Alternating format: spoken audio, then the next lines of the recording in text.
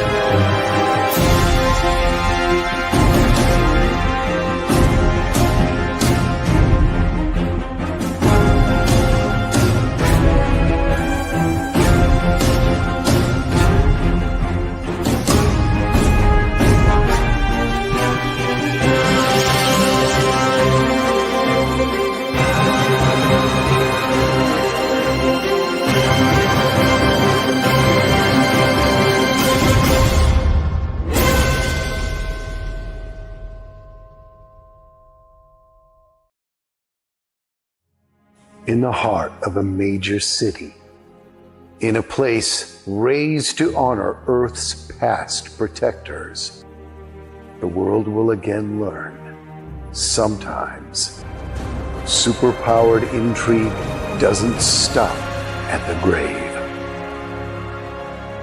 Galaxy Memorial Park, Volume 1, beginning crowdfunding Memorial Day 2025.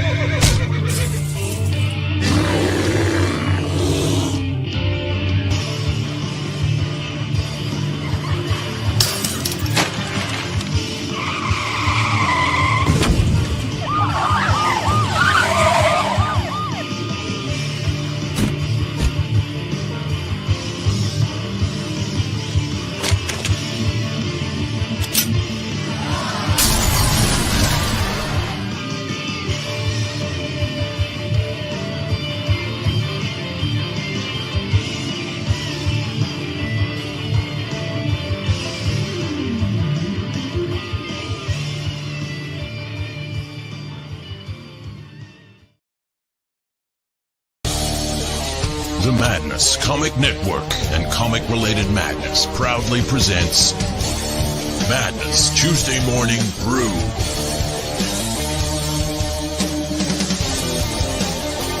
Tune in to our content on Comic Talk with Pops Van Zant on YouTube.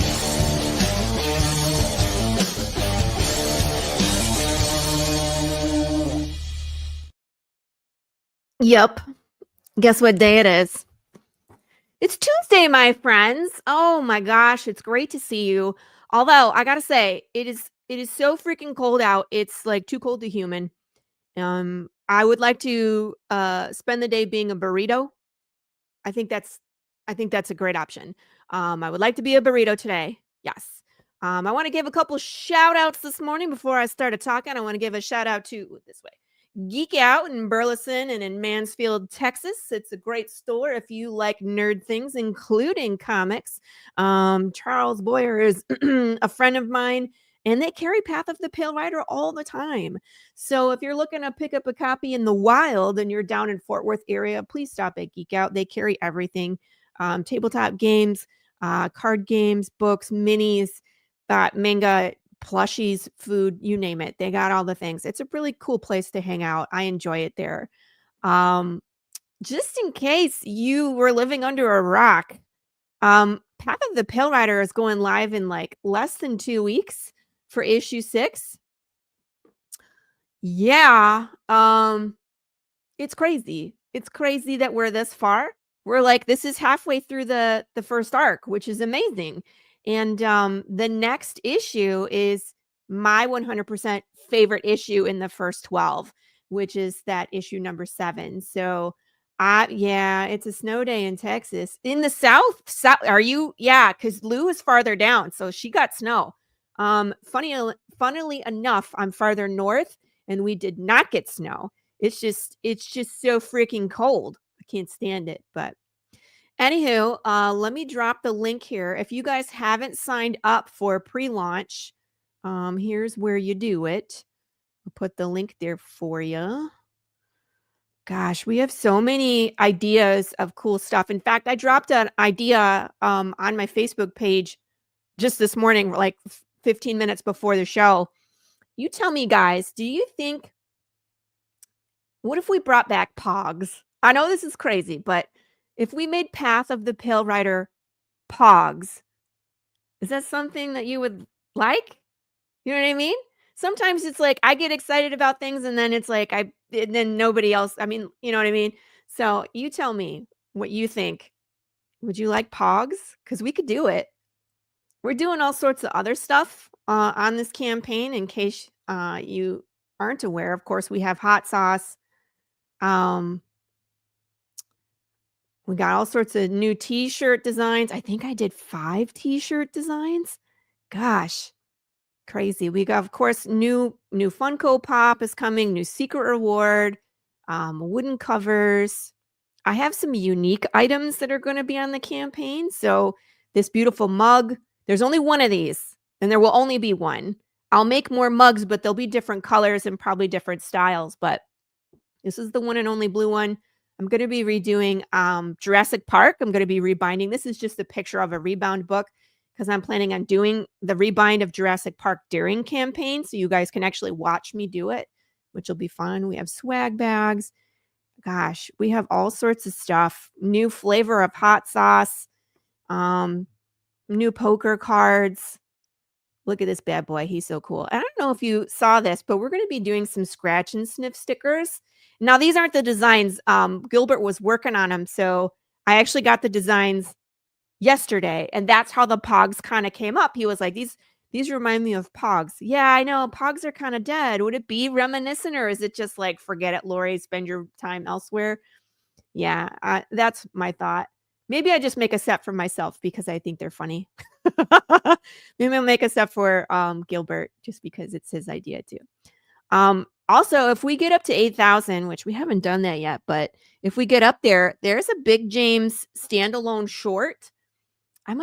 They're like 8 pages. It's nothing huge, but it's from Big James' story. You know what I mean? Like it's him just destroying buildings and running people over and turning them into hamburger.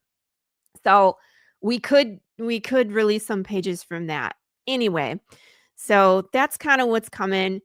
And I want to be, do I do it? I don't know. I want to be vulnerable with you guys for a moment. Every campaign, and John's in the background, I'm sure he feels this too. So every campaign, you spend all this time promoting this pre-launch link. And I feel like my people just don't sign up for pre-launch, but that imposter syndrome always kicks in. Like maybe they didn't like what I did last time, and that's why they're not signing up for. I don't get it. I don't get it. But my campaigns always do great. So I don't know if I put stock in that pre-launch number. I don't know. But anyway, I'm gonna bring in John. You guys tell me what you think. Do Do you put stock in that pre-launch link, John? Hi, good morning. Good morning. Yeah, I Hey. do, and you're right. Sometimes the burden of success is people are less likely to click that link. But Yeah. it does help. Just so people know, it helps get the word out. It helps boost that algorithm if you know jump in there early and back early and go to the link. But yeah, it does seem like as sometimes longer series go on, people are even less excited to kind of. They're like, yeah, I'll get it when I get it, which is fine. Get it when you get it. That's the most important part. But Well, and I think part of it is I'm so active online that I start announcing the day we're gonna launch, like, probably 30 days prior to. So people are like, I don't have to sign up because you'll just tell me when you launch. And then, of course, if they back something else, they automatically get an email that says back another project by Laurie Calcaterra. So I don't know. My people just don't like that pre launch link. Like, I don't know. It just messes with my head. I'm always successful. I'm always funded, but it's just like, should I be working harder on that? Or I don't know. It's like with campaign is such an emotional roller coaster. For sure, for sure. Yeah, I think it's something you want to think about, right? Am I doing enough to get them excited about it early in the campaign? So Yeah. but I would again, most of us kind of see that decline, so I wouldn't put too much into it. It's more important when it's a new series, right? Because you want to make sure you got Yes. enough people interested and excited. But Right. as the series goes on, sometimes it does change. So it's good to put some thought into it, but amongst the other worries we have with these things, it's probably lower on the totem pole. Yeah, I think you're right. I mean, we usually do a good job giving people an experience during campaign, like the whole slice and dice and all the cool merch that we have. And I mean, hot sauce, you can't get that anywhere else. But it's just, you do what you can to stand out and to be different and to, exceed expectations. So, and I mean, like you're in it right now, aren't you? I'm right in the mix, and I mean, this God. is something we can talk about too. My most hated thing and that what I struggle with is the video. Yes. And I have wonderful people who've given me feedback, including the awesome Matt Campbell from Action Line. Yes, he's great. He's great. He gives you a thorough review, and he and his co-host Smurf are very invested in videos. Yeah. And they're like, you got to do this, you got to do that. And they're spot on. You could spend some more time, but my current video has 10 plays. I love you 10 people who played it. Most of you watched it the whole way through. I think at this point, again, people kind of know what they're getting. So I kind of just put the little blurb at the beginning, and then I talked about some of the rewards, and then I moved on. Took me 30 minutes to edit, moved on with other stuff. So that's kind of Yeah. where I'm at in the process too. I think Yeah. those things are important. Maybe my first video was extremely important to people, maybe even the second. But at this point, I think it's diminishing returns at this point, and I've got to see the writing on the Mm. wall. And I didn't get to say this to Matt because the show was live, but yeah, sometimes we have to. We just have to say, you know what? If I invest 8 hours and $500 into making the best video in the entire world, is it gonna tick up? Well, I'll probably never know because at Right. this point, I'm not going to do that. But Yeah, and it I guess it just all depends on your audience too. You know what I mean? Like my yeah, audience, I change the style of my video all the time where sometimes like I run myself over with a car. Sometimes it's me talking, sometimes it's animated. So I change it all the time. So a lot of people watch my videos for the hijinks. Like what orifice is she gonna bleed out this time? You know what I mean? and I think Um you made the right decision early on. You made that's part of your thing. You're also into mhm, videos and acting and stuff like that. So you made it a whole encompassing part. So that's good. You continue to keep up with that and make it better. And people expect that, I think, going into your videos. But some people don't even have one nowadays. I mean, that was a huge faux pas early on, right? That you have to have a video, but Yeah, and I mean, they talk about it so often, like, Kickstarters with videos tend to be, like, 80% more successful, and it's like, "Really?" But then it's like, if nobody watches it, who cares? I just had to put this one up here, it's Tom Hutchinson, he was looking for the hand just for you, I'm sure. He was like, "I'm looking for that hand and just to say hi," and of course, do the because two this is hands, your all right? We shtick, do the this two is your hands. shtick, right? Oh, everybody's in the chat this morning. Good morning. Good morning, Ronan. Can we talk about where you design your shirts? I actually do my own shirts In her garage. in my garage, actually in my kitchen. That's often the answer to where Laurie designs stuff is In somewhere my in her house. kitchen and with my dog asking me to go outside. He wants to go in and out that door 7,000 times. But yeah, I make my own shirts, and that's how I can get away with doing like 5 new designs campaign. I have a problem. I'm not as bad as Corissa Grant, but I'm close. Good morning, Nam. No, but you're DIYing it, so you can take risks and do that kind of stuff and offer. She's buying, and I'm buying. I bought these stupid things, and Those are awesome so. though. Yeah, I'm not making plushies by myself. I draw the line somewhere. Lou says, I'll be honest. See, I think this is it. And you know what, John? And the other thing I think is that a lot of my backers, my readers are older. So they're not all tech savvy either, where it's like they're not on Kickstarter all the time. So same thing. It's like, I'll be honest about the sign up. I can remember my password. I just watch for stuff to show on Kickstarter app and I'm already logged in. Yeah. So I have people that call me, like I launch and they call me to make sure they're doing the right thing. They're that age. Oh, that's funny. Yeah. Good morning, everybody. Links always to sign me in. I know. And I don't want to irritate people, but I also want to, that's the fine line too. It's like, how do you promote yourself without irritating people? But my philosophy is the algorithm is always suppressing. And if I post every day, you might get half or less of what I post, You want a POTPR bumper sticker? What orifice am I going to bleed out this time? Sounds like a visit to the doctor. If you'll buy it, she'll put it on a bumper sticker. Do it like Laurie. Oh, thanks. That's a new. Nobody does enough bumper stickers. The large stickers are so expensive. Can we make them ourselves? That's the question. Probably.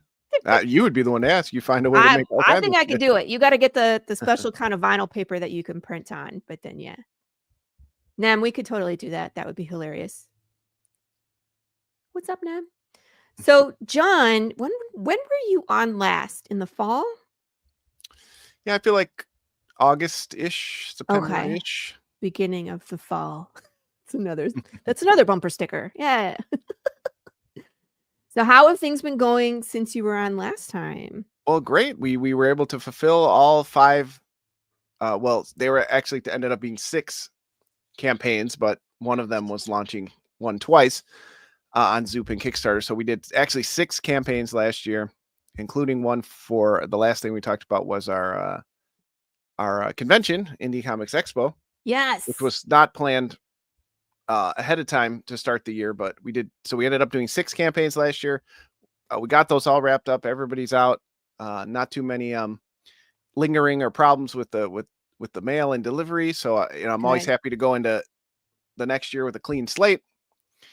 Got most of my scripts written for this year. We got 5 on the slate for this year. So Drumsticks of Doom, Band on the Silver Mountain, number 2 of 3, is the first of 5 campaigns again this year. So we're jumping right back into, I said I was going to take my foot off the gas this year.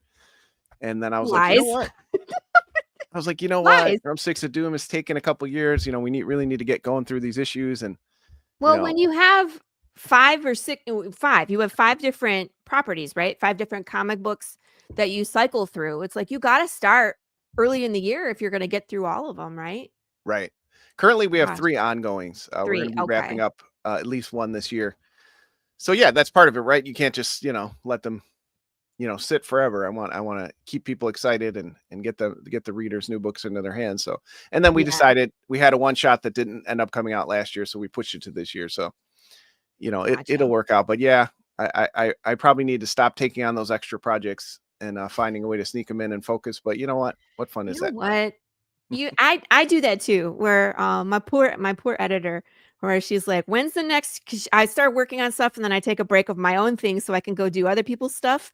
And she was like, when are you finishing this thing you promised me? And I was like, I don't know. I'm doing this for so-and-so. I don't know. I was like, this sounds way more cool than what I was working on when I got stuck. And she was like, Laurie, but it's so hard to say, I'll pass on that when it sounds like it's be a fun time, That's what I did with anthologies last year. I was so honored to be invited to 3 different ones. I just felt like I had to fit them in and had to work them out because it's just nice to be invited to I hadn't in the first 15 years of my career been invited very much, and now I had 3 in 1 year, so I was excited to participate. So, and those aren't thankfully other people are publishing them, so it wasn't a heavy burden or anything. Just get the script out, work with the artist, letter it, Right. and then get it out there. But that all adds up. That's part of why I've been trying to do like the scripts at the end of the year, make sure they're close to finished. Yeah. Because I know that the artists, if I'm telling them we're going to work together and they're expecting it at a certain time, I work with a lot of artists who are full-time artists, and I don't want to mess with their finances, their schedule, their everything, and say, I didn't get to it. So I've been trying to get in the rhythm of get the scripts done by January 1st. And then the madness of the year with all these campaigns and stuff like that won't interfere with it as much. Then I can just focus on publishing the books. I do letter my own, so I got to do that as well. And so it's worked out the last couple of years. And again, I've got all the scripts done and everything's in some stage of production at this point. So nice. It's going to be an exciting 2025. See, every time you're on, I tell you this, but it boggles my mind the organization skills that you have to be able to manage. I was like, I just do my own, and like Travis does the giant anthology, right? And I was going to ask you if you're still watching, Travis, when is that one going to come out? The next fairy, Cthulhu. I can never say that word right. Cthulhu? Close enough. I don't think you're supposed to be able to say it. I was like, a human being. I think it's actually like, like it's a groan, right? Because it's not human. Right. But Invades Fairyland is supposed to be coming out soon too, and like, that's I'm excited for that. Travis, thanks. You invited me and Emily Reset back for that again, so cool. We'll have a story in there. That was my second anthology ever, so I was very excited to be a part of it too. He says we got a little behind from last one. That's okay. Yeah, okay, March, April. Gotcha. Just so I'm like, did I miss something? Am I not paying? Because I'm not paying attention. Let's be honest. I'm doing my own like Kickstarter prep land. That's where I'm at. Oh yeah, the preview. Yay! I'm so excited. Yeah, I love that one. Yeah, we had fun with that. Sorry, diabolical grin. Anyway, so yeah, it's hard to say no to stuff like that. But again, the organizational skills that go along with how many stories are in that is just insane. And people like yourself that are one of, I gotta call you one of the hardest working people in indie comics today, because I see you grind and I see you on every platform you can. You're on Kickstarter, you're on Zoop. Have you been on Fund My Comic? Not yet. Not yet. That one, okay, but you've been on Indiegogo. Mm-hmm. Yeah, so you've done it all. You've run the gamut. I've got to say, you're probably one of the best people to pick your brain. And I think I picked your brain at one point too. Like, what do you think about this? And I don't know. Well, and I definitely love to share the experience. I had some amazing people that helped me early on. And of course, yeah, if you ever want to pick my brain, it comes with age, comes wisdom, whether you want it or not. So I'm happy to share it because I am getting up there in years. What? I think I'm older than you. Stop it. Nah, I'm How old are pushing you? 44 this year. So am I. Oh, okay. Well, you got into the game a little later. I was lucky to find some people early on, but that's all right. Yeah. No, I didn't publish until I was, I think, 42. Was I 42? Yeah. The Meaning of Life was the year that I published. But I still have all my own like brown hair. Like it's not white yet. No, So it's like you could probably see the grays coming over here, but I can get away with looking. Maybe that's from A Life of Comics. But yeah, you say organization. I don't intimately know Travis's routines, and I know he gets to focus on this a few more hours a week than some of us. Yeah. But I think he'd probably agree. In order to be successful and appear organized, you have to be comfortable with disorganization. Right? You have to be comfortable with. Wait, did you hear what he said, guys? To appear organized. Yes. I'm sorry, go ahead. This is all an illusion. Okay. If I pan to the left, you'll see boxes and packing stuff and shit everywhere. This is all an illusion. You have to be comfortable with balancing the plates, right? And yeah. I didn't really intend to be like that ever. I'm not the most organized person in my personal life. But with comics, I was thrust into doing an anthology early in my career. I kind of took it on, not really knowing much, and it kind of just jumping into it really helped. Like I felt very satisfied being able to take on the challenges, figure out Photoshop and all those things I didn't know early on, and get the project done. and people are like, oh gosh, you're so great at it. You herded the cats. We've tried to do this before and we couldn't do it.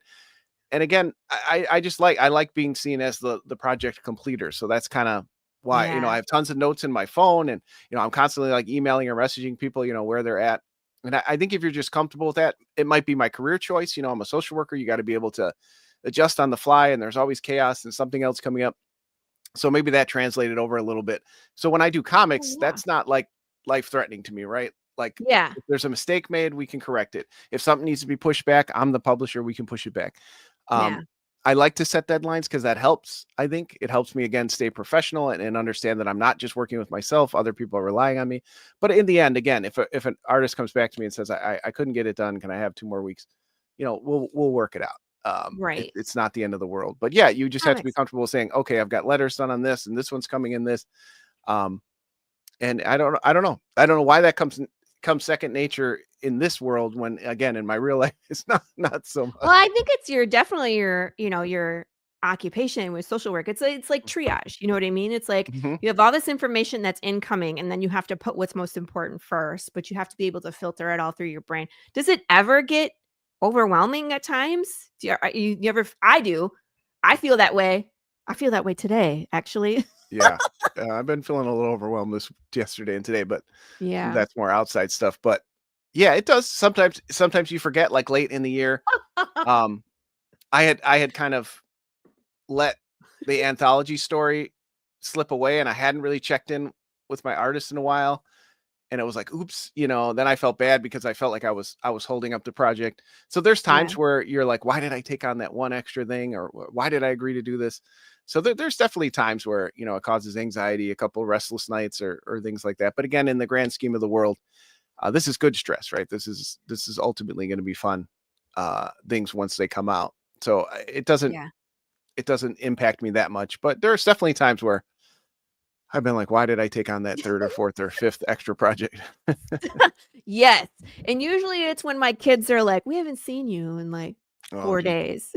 It's like, Well, and that yeah. is when it gets stressful, right? When you're like, you set up a show or something, and then I'm reminded, oh, you were supposed to take the kids somewhere, and it's like, then I have to cancel the show or, disappoint the kids. So there's times where Yes. you want to be Time. mindful of that, right? There's other people in life that depend on you. So there's definitely some additional stress. But again, Right. now my kids are older. They like it. They like to, look at the pictures and see what I'm working on and talk to me about it and play with their stuffies and stuff like that. So He's dying to that show helps. you guys his alligator. We haven't gotten there yet. I'm going to make him wait. That's the coolest thing, by the way, and we'll talk about it, but we're not there yet. Lou wants to know how you managed to look so young. Do you have a skincare regimen? Well, I've transitioned into a much better job. It's probably my Ah. low resolution camera that I definitely don't look as young as you think. I got the bags under my eyes and wrinkles, and my kids are teasing me. I got the Reed Richards salt and pepper going on. But thank you. That's distinguished in men, so don't you worry about that. I You did can leave that alone. transition to working with Medicare and Medicaid, which is a little Oh. bit less triage and a little less chaotic. I think that's helped kind of extend my life, because there was definitely a point in my late 30s where I was like, can I continue to work with, the most challenging cases? It definitely it can be tough. Yeah. I could see that. It's funny. I read it was a zombie novel by a friend of mine who is also a social worker, and she worked with juvenile delinquents. And I thought of you because of your other book, the Child Yeah, Possession Services. possession Hello. services, I was like, very chime in heavily. right there. And that is wrapping up this year too. Yeah. And the schedule it's scheduled for May of this year. So if people are excited about that, that's very heavily influenced about my day job, which I realized people weren't going to read about. So, I made it social worker for possessed children instead, which is more exciting. I've not actually worked with possessed children, but I have wondered sometimes. That's interesting to me too, where it's like, how many people have you come in contact with if you were like, okay, if we were 50 years in the past, this would be labeled exorcism. You know what I mean? Yeah, right. 70 years? How far back? I don't know. But like, if you look Not at as some far of as you these think. conditions, yeah. How far back? Right. Yesterday, Just a couple weeks ago. just a couple weeks ago, we thought that needed a priest involved. But it's Mhm. interesting to me to learn like some of these cases or some of these just unfortunate, I don't know, condition, I guess you would call it, that it's like these poor people suffer through. And it's like, can you imagine if we strap them to a bed and tried dousing them in holy water? It would do nothing. Nothing. Yeah. Yeah. Aggravated. One of my first jobs out of college with my bachelor's was working with persons with intellectual disability. And the owner of the company started the company because he was part of some of those experiments where they would test on the developmentally delayed surgeries. And What he the? was an orderly who would wheel them, to the surgeries. And he became so horrified that he's like, someone has to protect these people. He started an agency. And that was a very inspiring story for me. Holy And there's shit. a lot like that. If you talk to people who've been in the field, 40, 50 years, it wasn't that long ago when we were doing things Yeah. like that. And And that's scary, isn't electrocuting it? people because they were, identified as homosexual. And it's What the horrible. fuck? It's like, We are yeah, not we don't that care far about away. We're you. We're not as just gonna, evolved as we like to think we are. yeah. Um, what? That's how they used to treat menopause? They used to just electrocute people? Please That I explain. don't know, but I'm sure No. they thought it was something was wrong with you, or you had no value anymore because you were, Yeah, they see, changing but that's, hormonally. I was just talking about this because I was talking about Path of the Pill Rider and like how humanity, it's like the whole thing of when we stop seeing each other as humanity is when the problem starts, right? And so that's a prime example where it's like these people aren't human. They can't communicate, they can't consent or deny. Let's run experiments on them. We could further science. It's Oof. for a good cause. And then crimes against humanity happen. Yeah. Oh, the holy water. Oh, You yeah, would yeah. do exorcisms for menopause? Probably. I mean, I could see that. Like, I'm having a hot flash. She's a witch. She's a witch burner. You're having a hot flash. Burn her at the stake. She knows math. Burn her at the stake. Yeah, right. She knows, man. She knows Well, how to read. oh, we have taken a dark turn this morning. See, it's too Right. cold. Let's not human. So let's switch gears. So Jon is also a musician. And we've talked a little bit about your musical days in the past, but remind everybody about your band days, the heydays. Like I would love to see pictures of you with the band outfit. Let's be honest. I probably have some around here somewhere. Yeah. Found some in an old box recently. My kids did not believe that I Mm. looked the way I did with the piercings and the, whatever. But Yeah. Let's change yeah, the I, subject, right? about 14 years old, I had some friends that had a musical instrument. We wanted to start a band. I said, okay, I'm going to play bass. We ended up in a band with 2 bass players. Can't have a band with 2 bass players. Some bands don't even want 1 bass player. So, I enjoyed that, but my brother had a drum set. He had started playing drums and, kind of asked him if I could use it. Our band needed a drummer, and that was kind of how I started. I've played drums since I was about 15 years old, so started a little later, but I was in a band up until I was about 30. First kids were born. You have practice, you're waking up the baby. Yeah. It kind of peters out, living in the Real townhouse at the quick. time. Yeah. I still have the You equipment set shut up. the And heck up. the kids and I jam out once in a while, but yeah, most of my adult years have been being in a band. It was a huge part of my life. We never Yeah. really went anywhere, but it was just, when are we playing next? When are we going to practice, write new songs, change the name, band members in and out. It was just a huge part Mm. of my life. It's actually part of why I got into comics is that was kind of winding down, and it was like, okay, what other creative things, would I like to Okay. explore? Because that's really what it was about for me. I never had any delusions of grandeur of, playing Madison Square Garden or anything like that. But Yeah. it was definitely a huge outlet for me to make friends and to hang out with my friends and to create something was really cool. So that was kind of where comics came in to fill that void, and probably why Yeah. I've done it more and more as I've gotten older. It's interesting to me the feeling you get from live music. Listening to the radio is one thing, but when you actually like go to a concert or play live music, it's a how would you even it's transcendental. I don't know what word I'm looking for here, but it'll make you feel feelings, right? I It'll mean, make you feel feelings, and to me, to play music, to watch people playing music is probably one of the only things of value that humans can add to the earth. I think it's the greatest thing we've done yet, and I just love it. You're right. There's something spiritual about it, when people Yeah. get together to see other people play live and In to when play music. It's just nothing can really replicate that. Maybe playing live sports, I guess, maybe, but mm, there's just something depends about on the sport. playing and seeing music. I just love it endlessly.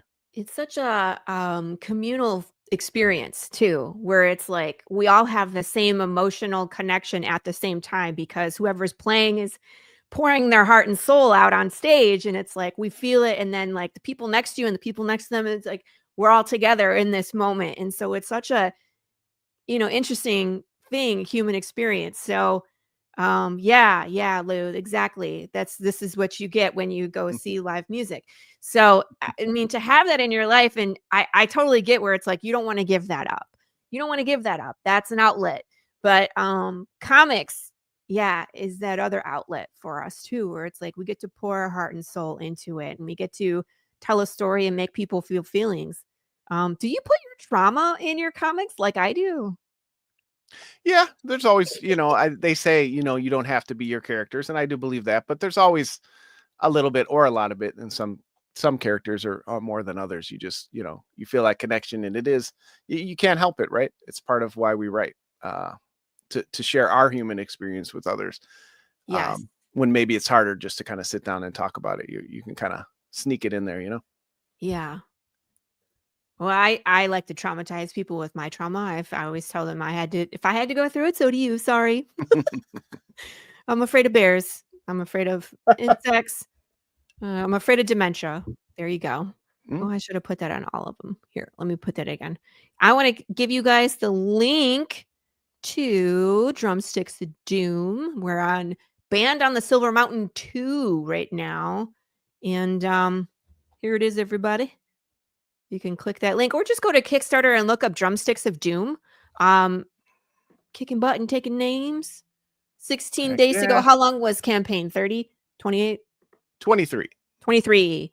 I We've know. been shaving a little bit off each time, but not Yeah. quite as low as some people. But I like to give it a full, 3 weeks, but kind of cut out one of the slower weeks.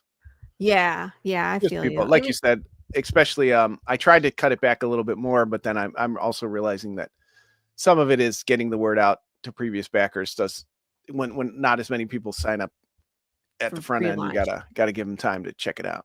But Yeah. there's also late pledges. We also sell on our site, of course. So we've always got ways to get people to book.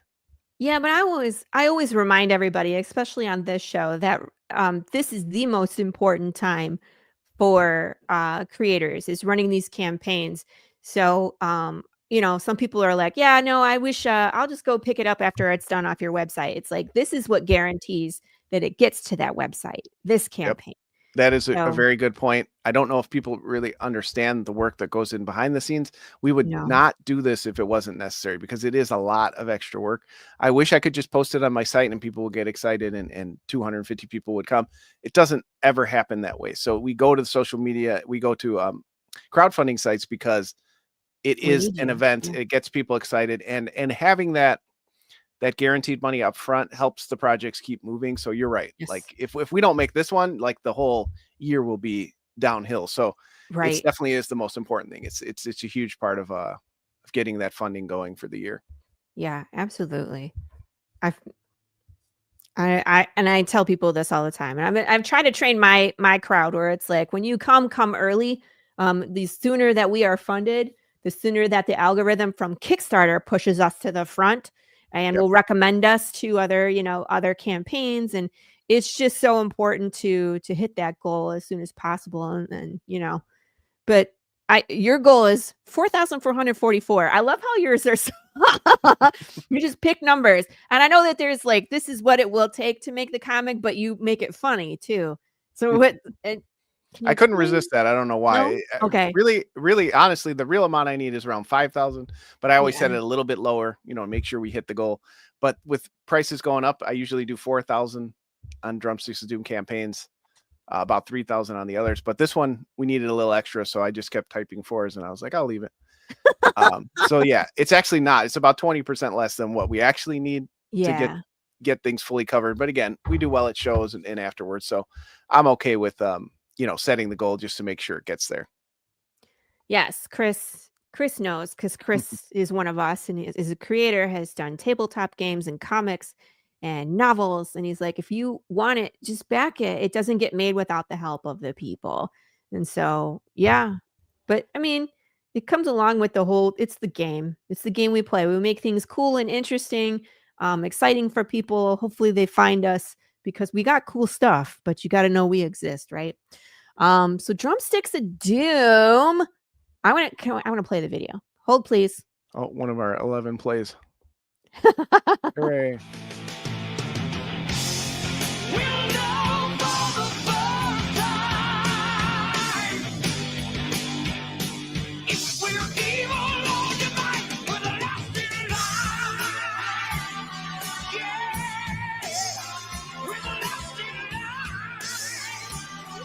It's definitely not up to your level, but it's got a nice intro that my buddy did for me.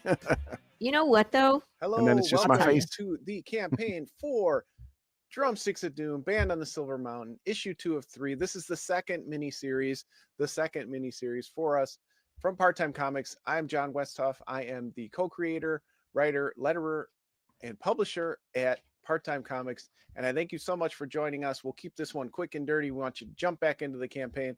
We've got trade paperbacks if you missed them. We've got the awesome metal covers as well, including for the new issue. Dan and I have been working hard behind the scenes to get the second issue out, and then followed up by the third and final issue of this arc, which will lead us into the final arc in 2026. So if you haven't tuned in before, Drumsticks of Doom is what if Black Sabbath, not the Beatles, became the most popular band in the world, and thus the universe was changed forever, musically and otherwise. Our main character, Lana, she just wants to make her independent music in a heavy metal world when she's thrust into a war to keep heavy metal on the top of the charts. So we've been having a great time. This is technically the 6th issue in the series. You can get all the back issues, but you can always jump in wherever you want with this series. Just like any comic book, you can pick it up and make it your first one, but we have all the back issues here. We've got Argyle plushies. He's been a huge hit for the series. We've got Argyle stickers. This is the first time in the campaign. These were designed by me, actually. And we've got Argyle 3D Argyles for you. So this one's all about Argyle and getting the love of that character from the book out there into the world. But there's so much more. Tune into the campaign. I'll leave you with the awesome art by Laura Helsby, Dan Doherty, and our amazing variant cover artist, Andy Vanderbilt.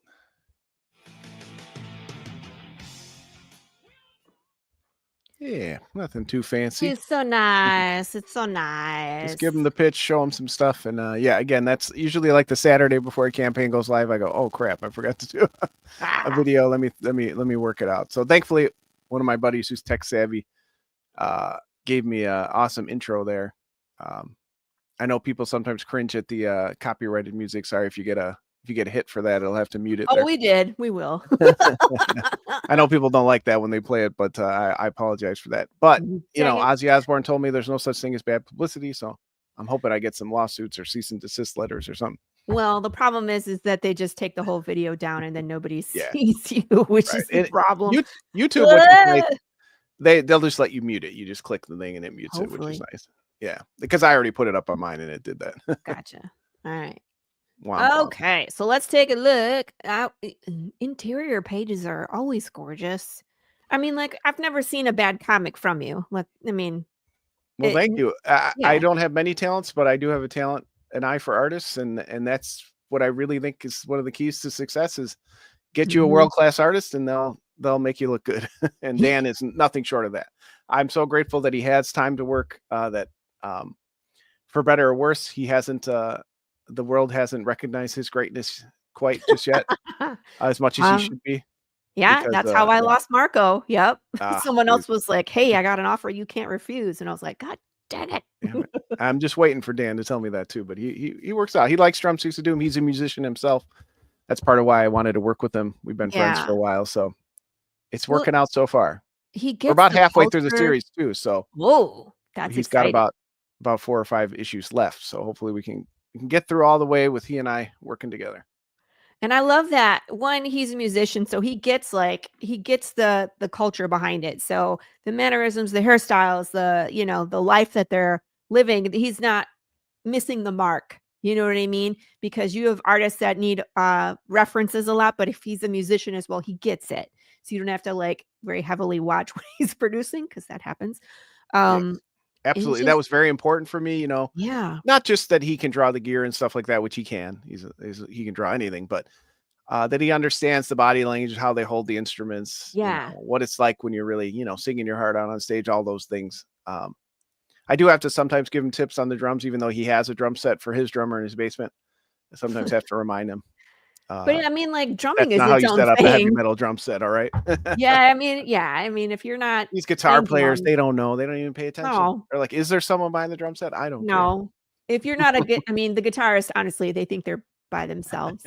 Them and the singer, they're the only two And that he think they so, matter. he don't no, I'm just kidding. The He's very bassist is like, "I'm here." They're like, Who are you? What's whatever. your Just name?" play the same thing I play without chords. Shut up and stand out of the spotlight. Yeah. No, Yeah, he's not like that. yeah. Nobody cares. Alright, so the band, there's Dan. There's Dan. There he is. Yep, That's a and we cool got cover right there. UK artist Laura Helsby with colors by Jason Millay. Always trying to get people who don't identify as male involved in comics. I think it's important to work with different people, different backgrounds. Not just my US based male friends. So Laura was somebody I wanted to work with for a while, and she was able to fit it. Actually, I've been sitting on this cover because the schedule got a little bit slower. So I think she's been waiting for this to come out for quite a while. So I'm glad to finally debut it. And you see Lana there with the magic drumsticks on her way to the magical Silver Mountain. Dun, dun, dun. Another one of my friends, Andy Vanderbilt, did the variant cover with he's a big kaiju artist, does like the Godzilla shows and stuff. And I said, well, I have this hybrid creature named Argyle. Would you like to draw it? And he's like, hell yeah. Explain Argyle to the viewers.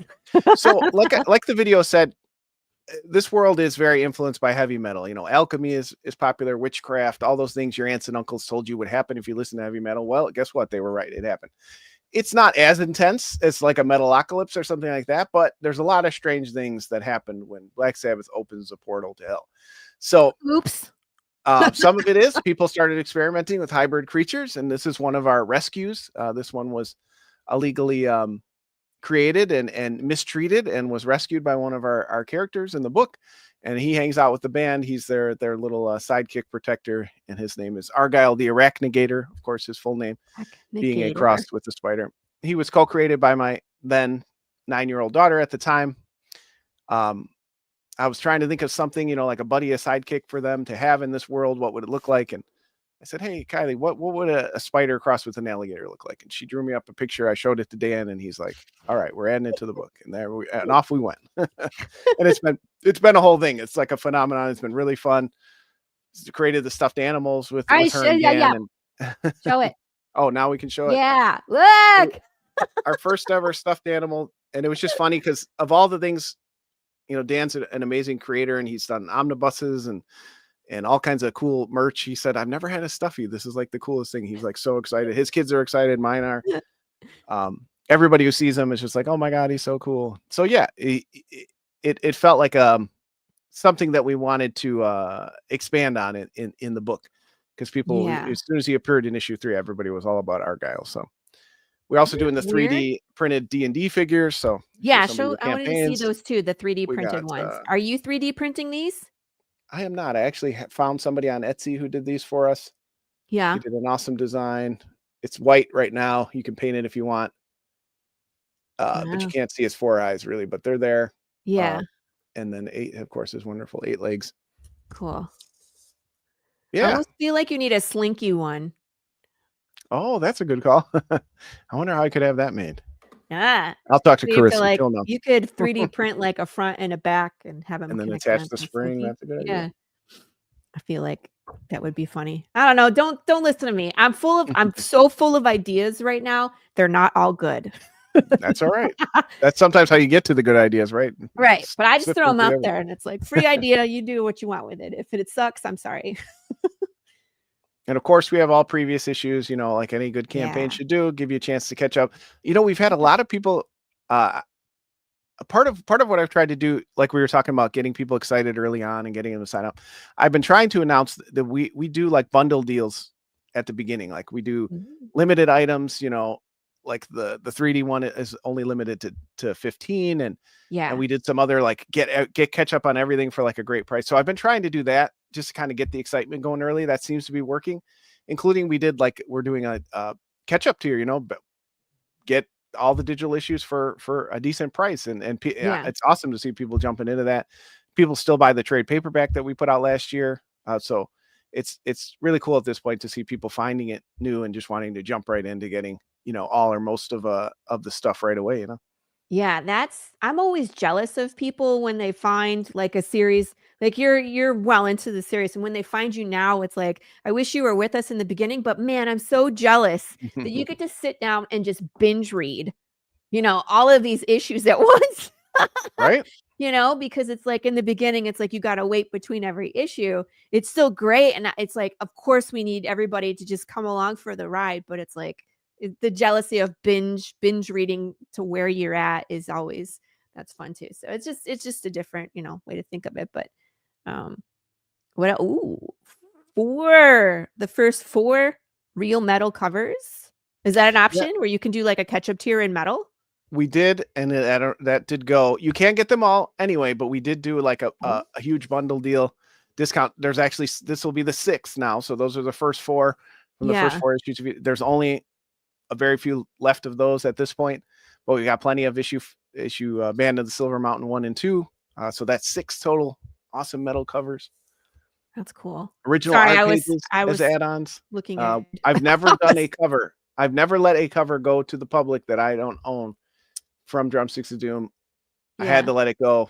We're getting finances keep going up and up, and so I finally decided to part with one of my babies here. So this is a big I deal, feel people. The you. ones that aren't created in digital, I own them all. So it was very Yeah. sad to see it go.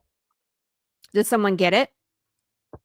Not yet. It's still out there. It's still out there. Gotcha. So if you're looking for some original art, especially look, it's Argyle. That's amazing. This is a Yeah, great and cover. um Yeah. we've done original pages before, but I thought we would start to kind of feature some of the choice pages. I think that might help people. Yeah. But let me know if there's a page that you're interested in the past. You could always send us a message.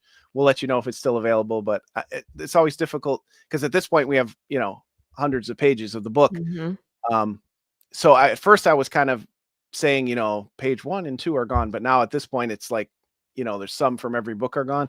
Yeah. So we may have to end up doing like an Etsy site or something with all the pages at this point, because now we've got so many.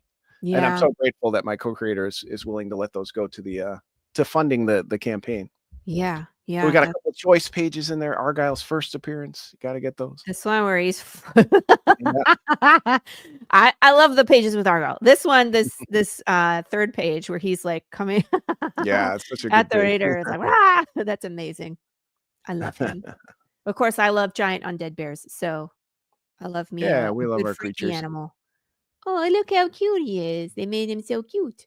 I actually drew that. I don't dust off You? the pens too often, but I drew my little Simpsonized Argyle there, and then He's the polo shirt logo riff of yeah. Argyle there. Okay. I was like, this is reminding me of something, and I can't think of what it is. It's the I polo did shirt. not draw. Angela Odling did the sweet werewolf bass player who does play into the story. We do have a werewolf bass player. So No uh, werewolf. yes, in our story, they're called day wolves because they can transition during the day. Ah, Hopefully, we'll get to the part where we explain why that does take place. But yeah, so that's our little wolf bass player there. those are cute. I like them. Man, I think we need to come out with a indie sticker book. Yeah, You know like what a I mean? creature Like, pack. because we all do stickers and they're all so cool. It's like we need a centralized place to do like a sticker book where I can be like, these are, Drumsticks Yeah. of Doom, and these are Worthy Chaos, Path of the Pill Rider, Slaughterville. Oh, Like everybody maybe does stickers. in our Facebook chat group, we should do it in exchange where we can put together little packs or something. A little pack of indie creator sticker pack. I love stickers. I'm having fun with them. Favorite items. Ooh, standard cover catch-up tier available or add-on. Oh, so you can add on individual too. Yes. Yes. Yeah. always want to give people a chance to catch up.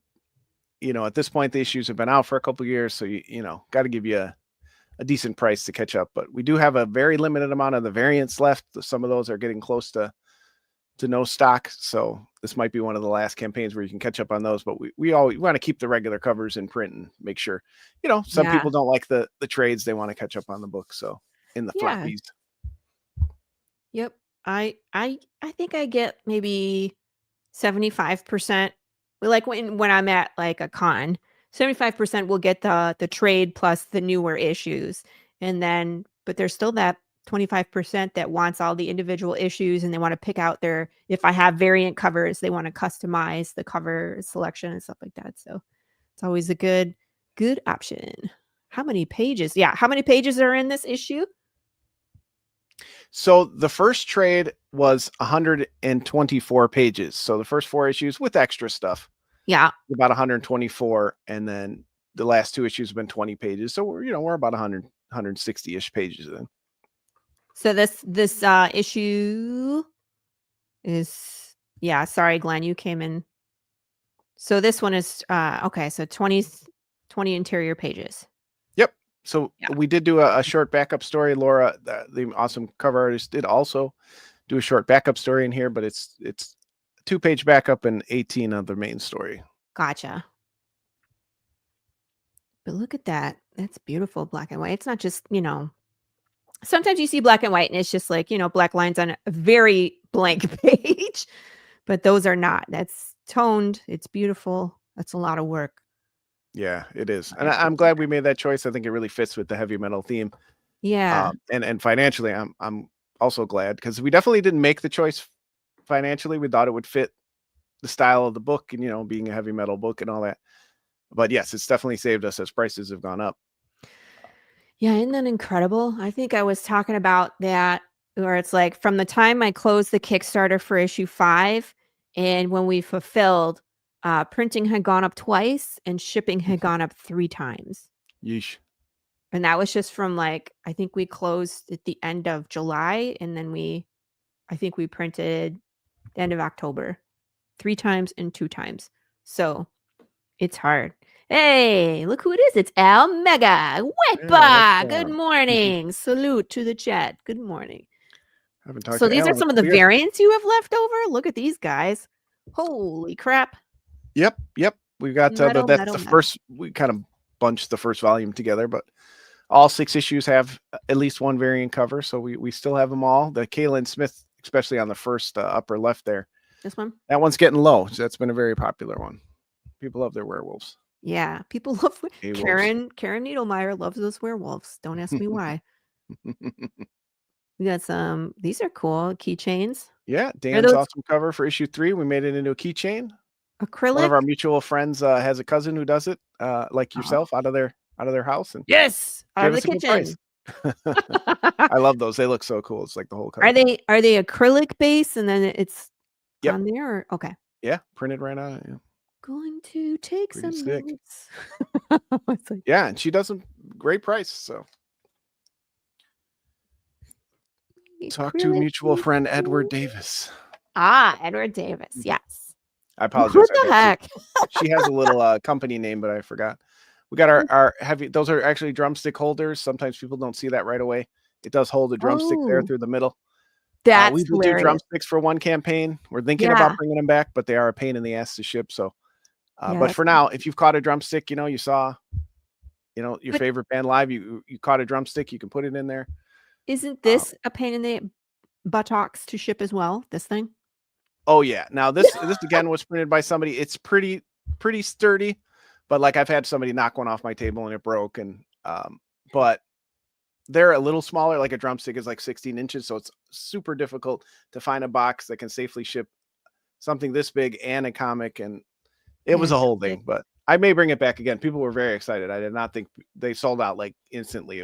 I was so shocked how excited people were about silly little drumsticks, but we are funny. Drumsticks. That's why it's sometimes you think of merch and it's it's hit, and other times you're like, nobody wants this. Why did I did not think I bought these sticks. I spray painted our logo on there real cheesy, used a stencil and just kind of, it looked and people were like, "Oh my God, can I get more? Can I get 2? Can I get a whole set?" I'm like, "Holy Jesus!" That was, I think, one of the first times I had you on the show is you had drumsticks because I was like, "Where are your drumsticks?" Yeah. And I scrolled. I'm like, "Okay, you have them." I was like, because that's a missed opportunity if you don't have I freaking have, drumsticks for keep them, Drumsticks yeah. of Doom. Well, I did that keep and one for guitar myself. picks, amazing. I You mean, know, yeah. So it fits. This is a 5B stick, so it fits. One of the larger you're like, drumsticks, wait, like wait, I like to use. So uh, yeah, probably next campaign we'll see. Probably once a mini series. So this is the nice, second arc. I got to see. Here's the damaged one that I repaired. See, yeah. yeah, these came out really cool. That was really cool. And like, Look, I loved, as a young man going to shows, catching drumsticks. I have like a box full of them, and then I was like, man, you need some way to display this, and I was like, oh, let's make up this thing. So see, have a problem, create a solution. Love it. So because what's the I just sit in a difference? box right now.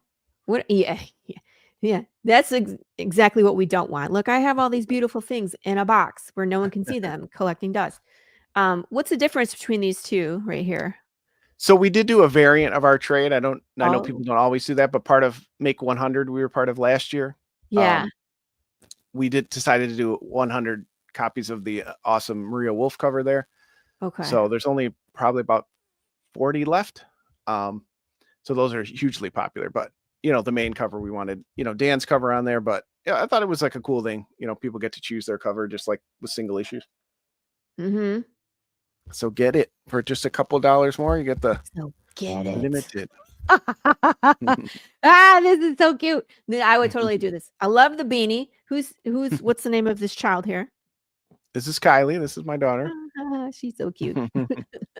She was very happy to model for that. Yeah.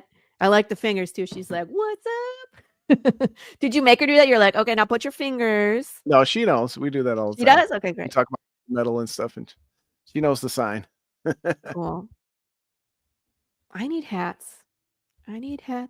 This is Yeah, smart and that's though. actually a hat with a I got a great price on iron-on patches. Yes. So I just iron them myself. Yeah, I was thinking about that too. Yeah. Couple of, get a decently priced beanies and put them on there, make them up yourself. I'm Mhm. always honored when somebody orders them. It feels like I'm making it for them, put it in the Right. bag. That's me and my shirts. I'm like, "Ooh, I'm so excited for you." Yeah, like, "Rock on, Lou." Yeah, I love the iron-on look to it too, because it's so clear and crisp and makes it Yeah. easy to read. And that's like when I'm not the biggest merch guy, even though it doesn't look like it's right because I have all this crap. Yeah. I don't like variant covers myself. I'm a dirty trade waiter guy. What? I don't buy variant covers and all this, but we're, being around people like yourself and Corissa and all these wonderful people over the years, I had to get over some of my old manisms and be like, it's not about you. Give people what they want. If they're excited about it. And like, we have people who love like the metal covers, like somebody had them graded and they got 9.8 and they were like so excited and they sent me Wow. pictures and like, same thing. Like, but the heavy metal community itself does have certain things, right? People have their pins on their jackets. They have their patches on their battle vest. So patches are huge. So I was like, oh, Yeah. that's something that makes sense for my book, right? Because that is something that's is huge in our community. So Yeah. I try to do stuff that makes sense or is fun, and not just spew out just randomness. But Yeah, there's thought behind it. Because again, it's like, how many bookmarks do you need? right, We all do the Yeah. bookmarks. I we all love do the bookmarks too, stickers. and the metal bookmarks are We super love cool. them. Yeah, But you can only again, if there's no thought behind it, it's like, it's just another bookmark. We want kick-ass metal bookmarks that represent the brand, right? That's what we want. Yeah, One that We'll you get could to play those your eventually. guitar with. Yes, that's what we want. That's a good idea. I'll Yeah. definitely be marketing it as that when we get to the metal bookmark.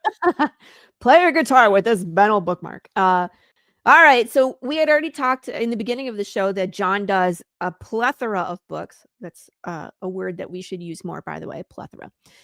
So look, I love how you did your 2025 timeline. So if you guys, and I love that you do this hold my shipping. This is something that I've only seen Jon do. Does anybody else do this? I don't think so. Not that I'm aware of. Yeah, I didn't think so. So Jon, since he has all these different books and you can see when they're coming out, you can choose to quote unquote hold your shipping And then when they're all completed, he can fulfill them all in one box, and you just pay shipping once instead of Yeah, we multiple started times. this last year. Like we've done I've tried to do like this subscription plan where I do one or more, 2 or more books at the same time and just kind of let people, because we do have a lot of the same names that come back. So I'm always trying to Right. think about how can I save them money? How can I save myself stress with shipping? How can we have a win-win for both of us?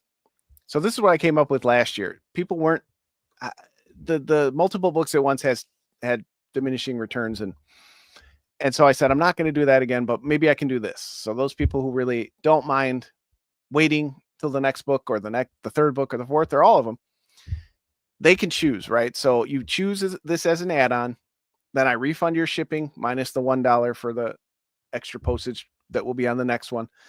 And then you just hold it until you want your books. You can email me at any time, or you can just go to the next one. And if you go to the next one and you don't choose hold my shipping, then I know this is your time. You want the books. So it's as easy as that. It's the first add-on in the add-on section. So last year didn't have a ton of people. I actually ended up reaching out to people individually and saying, hey, I'm about to ship this book. You also had this book. Do you want to wait a couple weeks? Yes, I do. Thanks, John. And I think it kind of, this time we already have 6 or 7 in there. So I think people now are getting used to it. They know that we're going to deliver in 15 years. I've never not delivered on a book. So hopefully people are trusting that now and saying, okay, I can wait 6 months or I can wait the whole year and just get a huge package at the end of the year, which we did have a few people do last year, which, again, that's always fun. They're like, here's your whole year's worth of stuff. So it's cool. And again, 6 or 7 people already taken advantage. And I hope more people do, because again, it saves me a little stress. Logistically, it's like, okay, I can just check the last Kickstarter, bring up who used hold my shipping and check if they did this one. So it's not really that much extra work for me behind the scenes. And especially for our international backers, Yes. I will reach out to them individually and be like, hey, can I bundle these together? Cause that's going to save you. I'll refund you the $20, you've paid. Cause if they back, and we get people back all the books throughout the year, and that's like $100 and something. Let's not do that. Let's work together. Oh my If you do want your books, every couple months, like we are going to release these throughout the year, I'm excited about that too, but please reach out. I'm all about saving you the money if you're willing to plunk down that much for one of our books, Do like for this $15, let's say the variant, does this come with the book and the PDF, or are we just getting physical copy here? We just do the physical. We don't do Yeah. the PDF with it as well. I know a lot of people do, but we haven't. But you can add the PDFs on. If you emailed me, I'd probably send it to you anyway, but we haven't done the PDF with the book. I was just curious. Because like for me, that's how I usually read is I'll read the PDF first Mhm. when that drops. So I know because everybody leaves you on a cliffhanger, dang it. Mhm. And so it's like, I need to know what happens next. I need to find out what happens after that person, fell off a cliff or is hanging by 2 fingers. And so I'll binge read the PDF. And then when I get the physical, it's like, okay, now it's time for the deep dive. I look for the Easter eggs. I smell the book. I do all that stuff. So And I that's was just nice. I hadn't curious. really thought of it that way. I'm someone who, when I get the PDF, I just kind of ignore it and then I Yeah. wait for the book. But I'd be interested to hear people's feedback. If people really, they feel like we're leaving something out, we try to keep the cost super low. So that's, maybe that's part of it. But if that's, that's definitely what people want. If they expect the PDF with it, we can definitely get with the times. Well, it just depends on what your audience is looking for. Variant covers, unless there was a point to it. Yeah. And I mean, it depends. It depends. I can see the benefit of variant covers when an artist is also promoting it. So, like, I'll use myself as an example. I get covers from William Russell. I write his series Psycho Sal in exchange for variant covers from William Russell. And he's promoting and he's telling his audience when I'm live. And so his cover always sells well. So that's an example of when you would want a variant cover. You tap into that audience. But if you're getting a variant cover and there's no draw for it, then why spend the money? I don't know. What do you think? Again, for me, I didn't do them on most of our books for the Yeah. first 10 years I was a publisher, and I had to, again, get over it and get with the times, offer people. But again, I wanted it to make sense. So I didn't want to go into 7, 8 different variants. Yes. maybe I'd do more in the future if it was like a special cover, or I got this artist who was just, lights out and just really wanted to work on the project or something like that. But I try to keep it, there's a standard cover, there's a variant, sometimes there's a sketch cover or something like that. Try to keep it reasonable. But again, it's up to the audience, right? If I put out 7 covers and 50 people buy each of them, then they're telling me we like the variety. You're right. If I put out 3 and, the third one only sells 1 copy, then, you've kind of told me. So sometimes I do, again, I'm kind of in the past a little bit with some of these things, and I need to update how I approach these things. So that's what I've tried to do, once I relaunched as Part-Time Comics, to say, okay, offer it up. And if it doesn't work out, then, you back off with the next one. But if people keep buying them and they're excited, and like you said, people come up to the table and they want to pick, they're like, oh, what's this cover? And I could mix them together, and I want this one. And that's fun too. People enjoy that. So why not give them what they enjoy? But I do think it sometimes goes a little bit too far. Like, I remember I got the 7 covers is a lot. Whoever did 7, I'm not sure. Woo! Oh, I've seen people do 17. Oh God. Boom Studios relaunched Darkwing Duck this year, and there was 98 covers or something crazy. Like, that's just taking advantage of your community that are completists. Yeah. And I'm not going to participate. I'm not going to go that far. We do silly things. Maybe some people think the metal covers are silly at the price they cost, but I'm not going to go that far. Again, that just seems disingenuous at a certain point. Yeah. My next campaign, I cut back one. I usually do, I think, 4 variants. And I did a sketch cover. I think I count that as 1, but really I only did 2.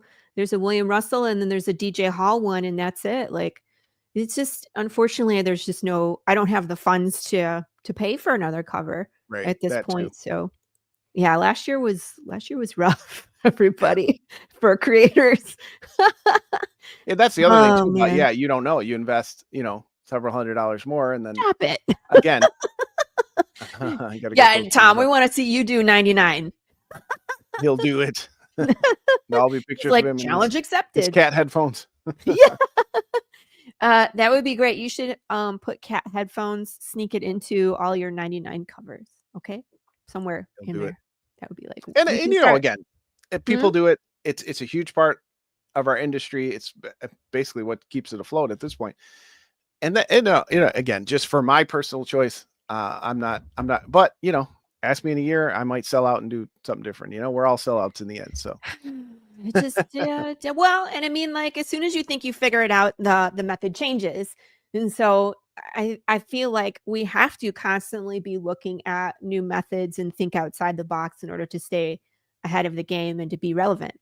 Because you can't just keep doing the same thing. I mean, look at the comic book industry. Nothing has been the same. 2024 was rough.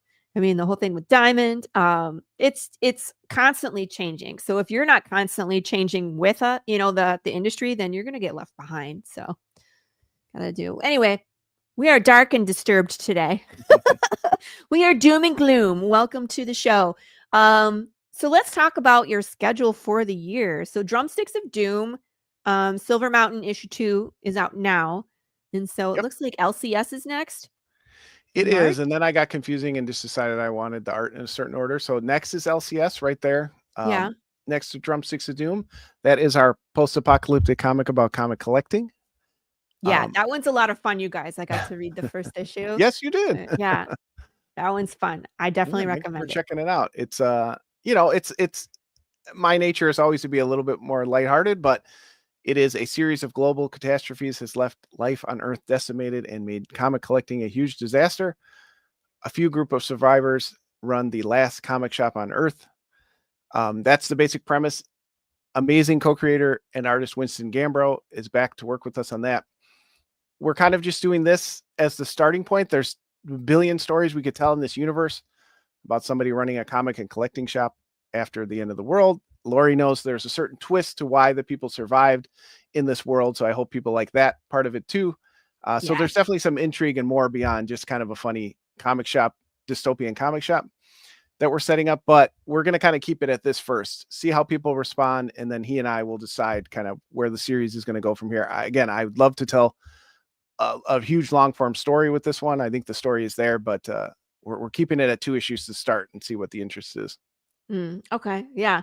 And by the way, people, when I read the first issue, I was in it and I was like, oh, this is girl. It's apocalypse. It's funny. And then I got to the last page and I was like, motherfucker. And So I Chris was like, Daly from immediately, the dear Geek Network, John. Chris So told me that too. Chris Daly, and I thought that twist would just be obvious to people. it I thought wasn't. the twist of who the survivors are, and then he said the same thing. He's like, "Oh man, you hooked me in with that." I was like, "Well, I'm glad that we did that because I definitely wanted that to be the hook of the first issue." It's funny though, because sometimes I think I'm being obvious too. And then, the readers are like, we didn't see this coming. I'm like, how could you not? But it happens all the time. Like your Right. story, I was at the end, I was like, I should have seen this coming, damn it. But I didn't, Yeah, right. so that's We some think they're good going to see it storytelling. because we've got it running through our head and we've seen it 100 You times. Like this but you story, still got me. So I've I was had like, for so long, and I was so glad that Winston was able to fit it in last year. And yeah, the again, so colors for on that now, it's one. Whew, oh, I know that was such a great choice, and I gave no direction on that. I have to keep yeah. putting that out there.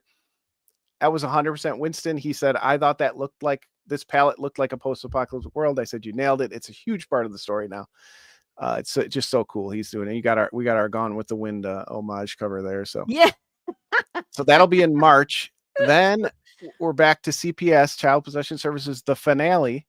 Oh yeah. With my amazing now co-creator, our original artist and co-creator Bob Ornelas was not able to continue, and I'm just so glad Mata is super into this story, and Connie and how she really sucks at her job as a social worker and all the shit that she's caused has now come to a head in the final issue. This was honestly a story that I felt like had a bigger story to it, and for now we're going to put a pin in it, wrap it up for now, and again see where the audience is as we continue to do conventions and hopefully get it out in trade next year. Yeah. Okay. But for now, it's going to be the finale on CPS. So LCS is wrapping up for now. CPS wrapping up. Then we're back to Drumsticks of Doom, which will be the final part of this arc, which will go into the last arc next year. And then we've got a one-shot crime horror comic called Final Heist coming out in September. So yeah, we're in a busy year. Is that one new? Final Heist? It was actually supposed to come out last year, but our artist, Deborah Lancinisi, her schedule was pretty busy. I decided to do Indie Comics Expo, and I said, you know what? Rather than both of us stress to try and cram this in, let's just do it on our own timetable. We've already done an additional campaign this year with Indie Comics Expo, and she was more than happy to say, yeah, let's get to it in 2025. Okay, so you're wrapping LCS. You're potentially wrapping CPS, and you're wrapping Drumsticks of Doom. Well, Drumsticks of Doom, this is that case arc. That's just the arc. There's one more arc left. Okay. Which will be about 3 issues. So I was about to worry I'm hoping about to do all those in 2026. So that's part of why we're putting a pause on some other ones and finishing them for now. So I really do want to see Drumsticks of Doom get all the way through. So I can release Dan from his burden. Gotcha. Because I was like, what are you going to do with yourself that you're, closing down 3 of these? I was like, John's going to have too much time. There must be something else coming. I know, right? I can There's retire, coming. focus on real life issues, become a farmer. Who knows? Become a farmer. Ooh. You can join me in the bread cult. It's a thing. Oh, I would love to. I definitely, the pandemic definitely got me dabbling into gardening and stuff, something I thought I'd never be into, but you make life in children and that's amazing. But then when you grow this little tomato, you're just like, it's like a different feeling. Like, I created this thing. I am God. It took me 3 months to make this one tomato, but I did it. I saved 79 cents. Oh my God, John. Because I like to grow tomatoes on my back porch too. And we have bunnies. We have a bunny problem here. And those bastards don't like tomatoes, but they think they do. So they eat them enough to kill them. What? They eat it enough to kill it or destroy the root. They take one bite. They take one effing bite of the tomato and they're like, I don't like it. But they do it to all the tomatoes. We have a problem with birds. They'll pull the root out of the ground and be like, do I like this? Nope. And they move on. Well, now it's dead. That happened with pumpkins. That happened with cucumbers. We've got a huge problem over here too, but it's still it's a fun thing to do in your old age. Get out there in the dirt. In Michigan, we had this bunny that was like as big as it was a giant bunny. It was like a cat. It was giant. And we had more land. So like my planters were far back on the property and he would just like stretch out and lay in the planter, and I would like send my dog out to go scare him, like, go get that MFer. And he would eat everything. I had like beets and sweet potatoes and lettuce Oh, and geez. whatever was out there that MFer ate. I was like, you Yeah. just fat bunny. I was like, we could eat you if we ever caught you. Dan Price, what's up, Hey, man? what's How up? are ya? We've been trying Cool. to do like give them something to eat away from it, so maybe they won't come Yeah. over. We've done the scarecrows. We've done the Cucumbers. it's been a battle. Yeah, it's cucumbers for us too. My daughter loves cucumbers. I do too, and she loves them fresh. So that's where we started, and now we're branching out into Yeah. potatoes and other stuff to mix results. Gosh, I kill everything here in Texas. I'm so used to Michigan planting, Oh, where I it's bet. like you wait until May and then you plant, right? And then you harvest in like August. Yep. But here in Texas, it's like you plant in May, everything's dead in a month. Dead, yeah, it'll be scorched. Even You here gotta though, plant like in like I didn't have February. proper shading for the cucumbers. They all got roasted, like Brussels Yeah. sprouts, same things. Like it really is like a whole skill that you have to learn. You can't just put it in the groundwater, and like in certain soil, like pumpkins grow great, but other things don't grow at all. So it's like you're kind of learning. You know, they sell all the seeds and stuff at the store, but not most of it won't grow in the Midwest. You know, Right. It's like you have to do freaking research. Like which ones will grow, what's your yep. temperature What's range. my pH soil? What's my Right. Jesus? This is the whole thing. Ah. By the way, Katie, I got your book. I need to take a picture with it. I have it downstairs because I was planning on sitting down to read it, but my kids were like trying to touch it, and I was like, hands off.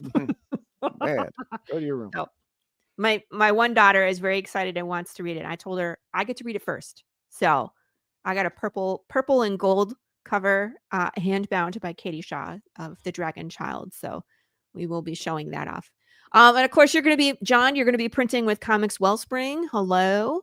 So I here in am. the We've US. used them quite often, almost exclusively in the last Mhm. few years. So yeah, we're going to be back printing with them. They always get it to us quick. So Nice. Is there, oh no, we didn't even go shopping, people. All right. So we got digital is $4. So that's lower than most. Mine are $5. And then that's in okay. print, $7. Holy crap, man. Trying to keep it affordable. I have gone up a little bit. Again, I've budged a little bit, but I mean, it's kind of hard not to when paper is expensive, printing is expensive, shipping expenses, they have all gone up considerably in the last couple years since I got started. So it's like, man, you can't. yeah, every year it's like gone up, up. It's Trying to still keep it difficult. reasonable because I do appreciate everybody works hard for their money, but Yeah. you can't just get Argyle by himself if you're just a plushie fanatic. Please. Hey, We got to offer him a loan, but I've again, never you can done get that. I've thought about that, but that's something to consider because you can just get Argyle for $25. That's a great price too. Those guys Yeah. are not cheap to make, you guys. So that's a good price for that plushie. Look at all his legs. That's complicated. so many legs. It's like So $3 many a leg. legs. And then of course we have the trade. If somebody just wants to catch up and get the trade, if they're like me, Yeah. we're still offering that each campaign. And we've got the new stuff we kind of bundled together. Do you want the new issue and the 3D figure? It's cool to see a bunch of people jump in on that. Yeah. I hope people will paint them. I'd love to see people, if they decide to sculpt them or paint them for their campaigns and stuff like that. That would be fun. I liked painting those. I made Big James ones and I painted. I don't know where he is, but yeah, nice. Those are always fun to paint. I made one purple and sent it to one of my purple Big James. So 2 trades. Yep, we got a $25 one and a $30 one. Remember, the $30 is the shorter run, the one out of 100. Yep. Let me go back up there so you guys can see it. This bad boy. Yeah. From issue 1, that cover got such a great reception. It's such an awesome piece by Maria and Yeah. Mike Spicer did the colors. I should always mention his name because man, he's a huge part of why that piece just speaks for itself. But yeah, we're still offering that trade here, even though it was just part of the Make 100 last year. We got a couple left, so jump on that. Yeah, hop on that, man. I'm always excited about these tiers. Again, I've been making comics for 15 years. Give me Bulletproof part-time comics for 5 years now. We have so many books. It's such a great feeling when someone says, "Give me everything. I don't know you. I've never backed you before. I want it all." And so we do it in digital and print. And again, we try to give you a huge discount for that. Like, if you're willing to invest in all our books and clear up some closet space for me, you get a bunch of stuff. All band on the SM cover. What's SM? Band on the Silver Mountain is Band on the the Silver subtitle Mountain. for this one. So you can get Ooh. all the covers of both issues so far, which includes Ooh. the all black sketch cover from issue 1. We do that. Issue 1 of each miniseries will have the all black sketch cover. Oh, that's I'm taking notes. All black sketch cover. I kind of did that on an accident with the first series. Yeah. And people were like, you can't, it's not going to come out. And I was like, we're just going to try it. You know, black is a thing. And in metal, it was an homage to the Black Album by Metallica. Yeah. This one is an homage to Back in Black by AC/DC. The next one will be Nice. another homage. So again, I thought it was fun, a fun way to do it. I'm yet to see someone actually sketch on it. People seem to like them just as an all black cover. People buy them, but get somebody to draw a cool werewolf or something on there and send me the picture. Yeah. I'm gonna have to have Dan start doing them and then selling them like that, because everybody wants to keep them just like mint. They don't want to draw on them. Draw on the sketch covers. That's what they're for, man. You know? Yeah. Gilbert's doing a bunch of sketch covers right now too, and I'm just like, I need more of these. I was like, I need to win the lotto so I can just buy all the original art things. I really do. Yes. Oh, that I would love to like.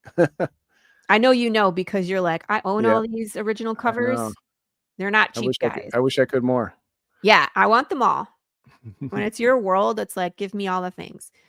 DFD bought some 2 metal cover. Bought some. Here we go. Bought some. That's what we'll call it now. The DFD bought some metal cover. And for anybody who doesn't know, if you're behind the times, that's real thick ass metal. You could stab someone with these things. They're so cool. Yes.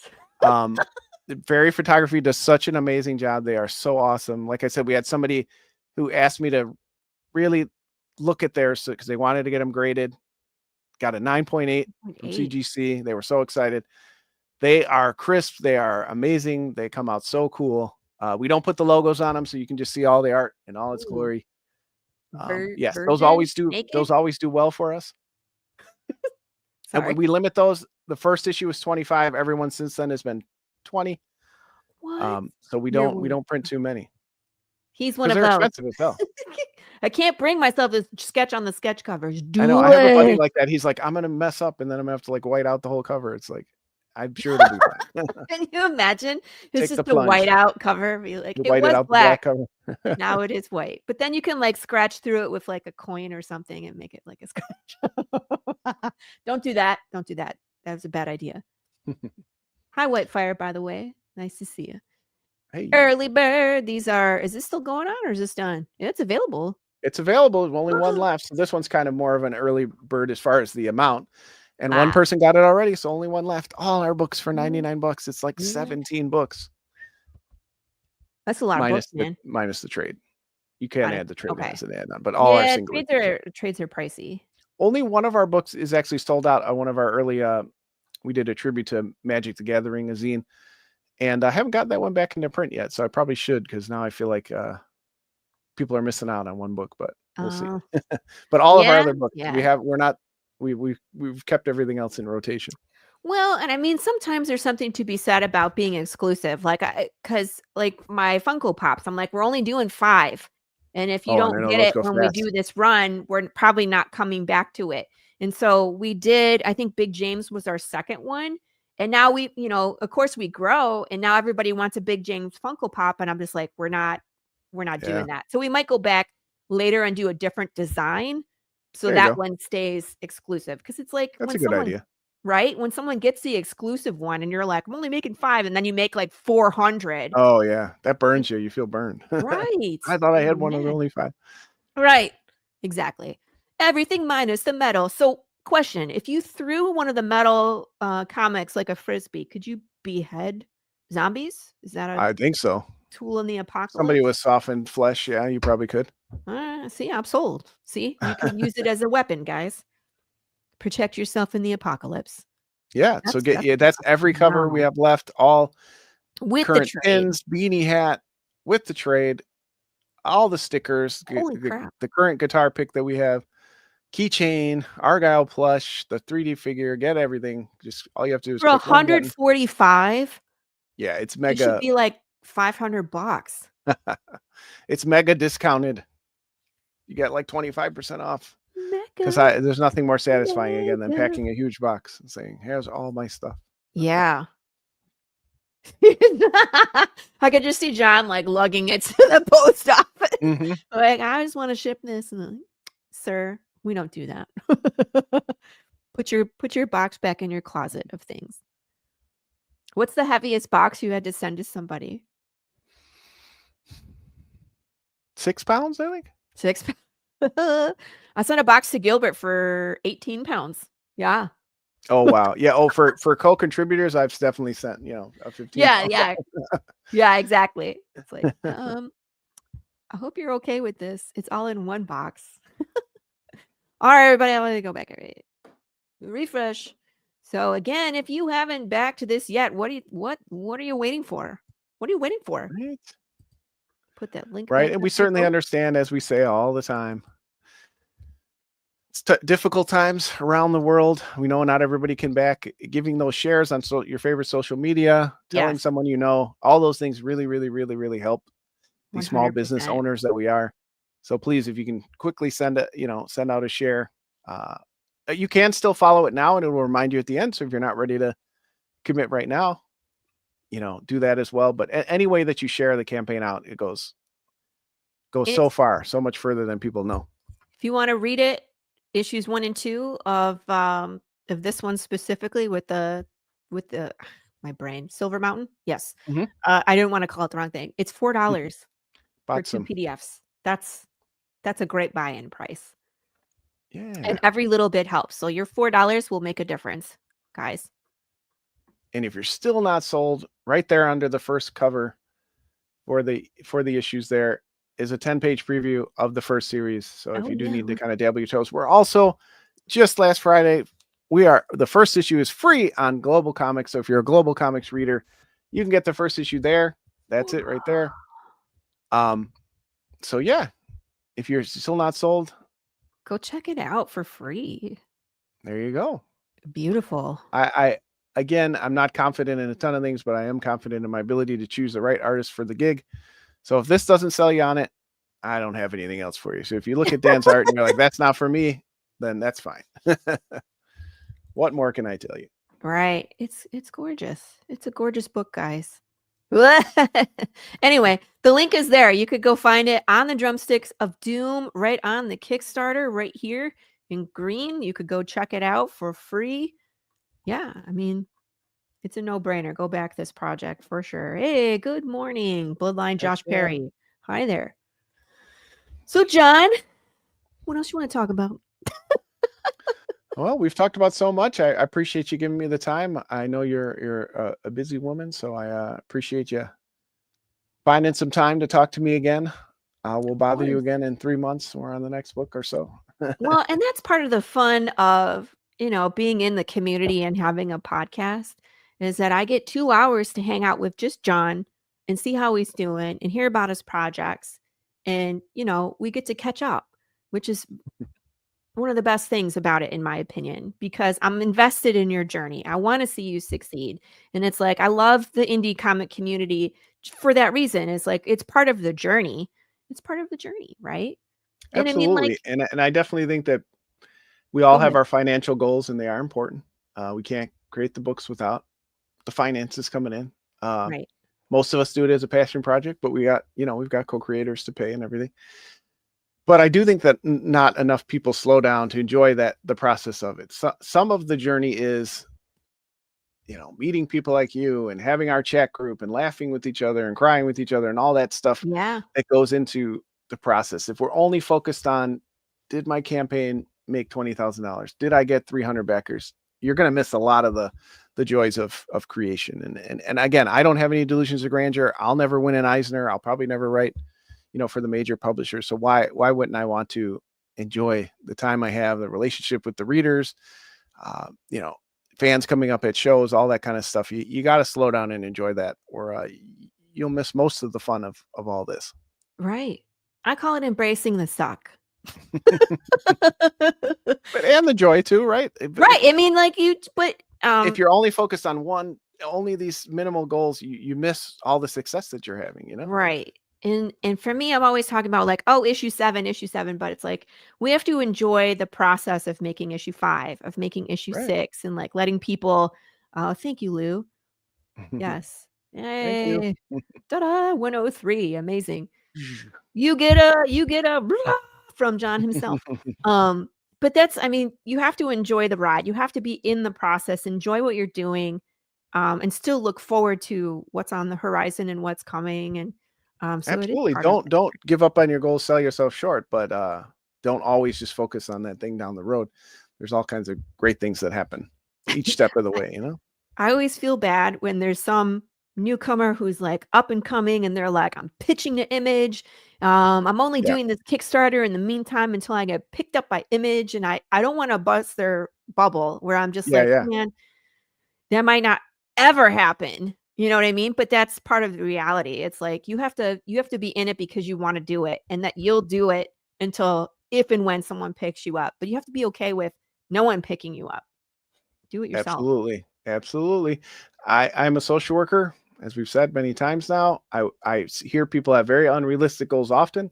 Yeah. My job is not to tell them not to have those goals and say, if your goal is to be president of the United States, for certain people, it might not happen, right? Whatever you are in life, or your involvement in politics, whatever.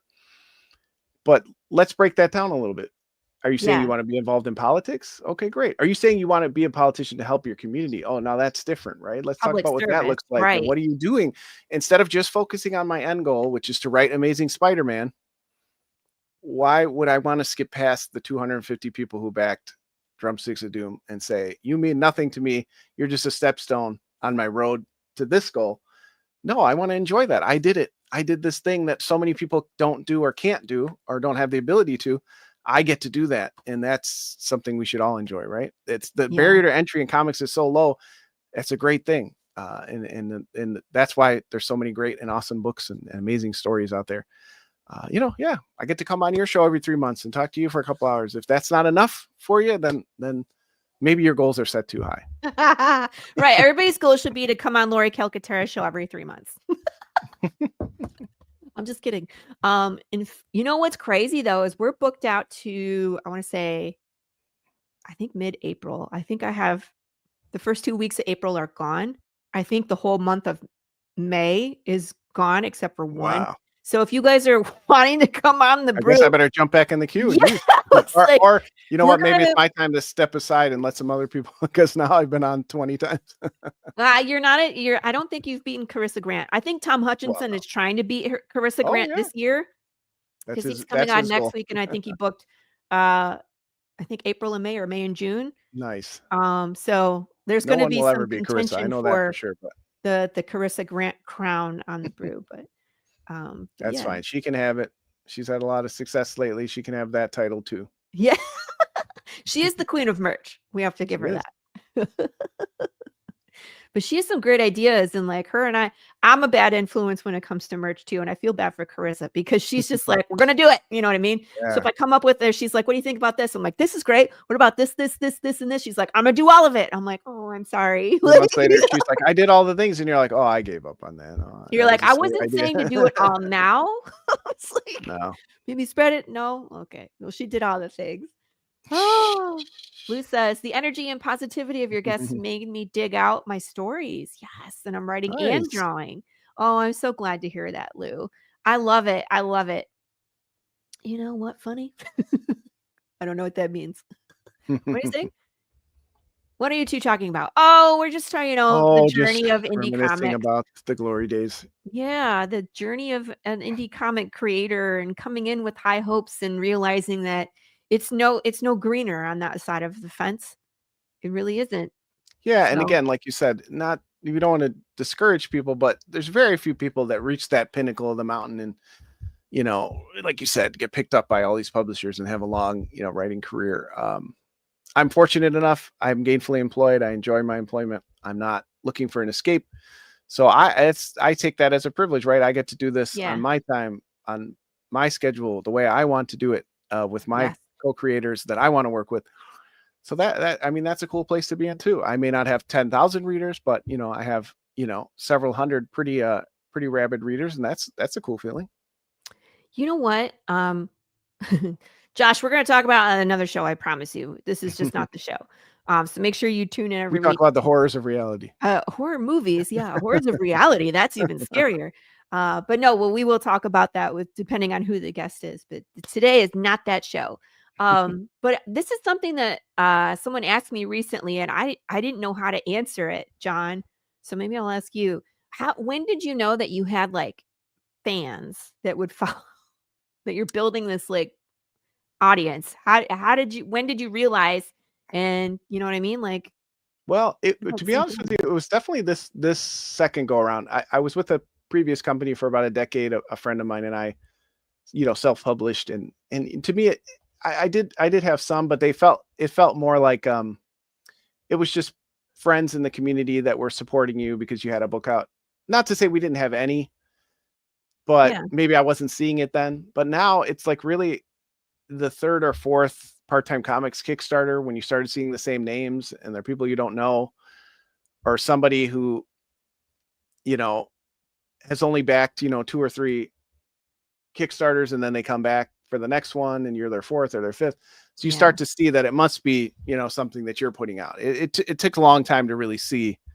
And then again, you have some people come up to you at shows and stuff and they've seen you at another one and they come back for the next book. And that's when you're like, oh, okay, that's a legitimate thing, right? They're not just like, they could have just walked past me and been like, he doesn't recognize who I am.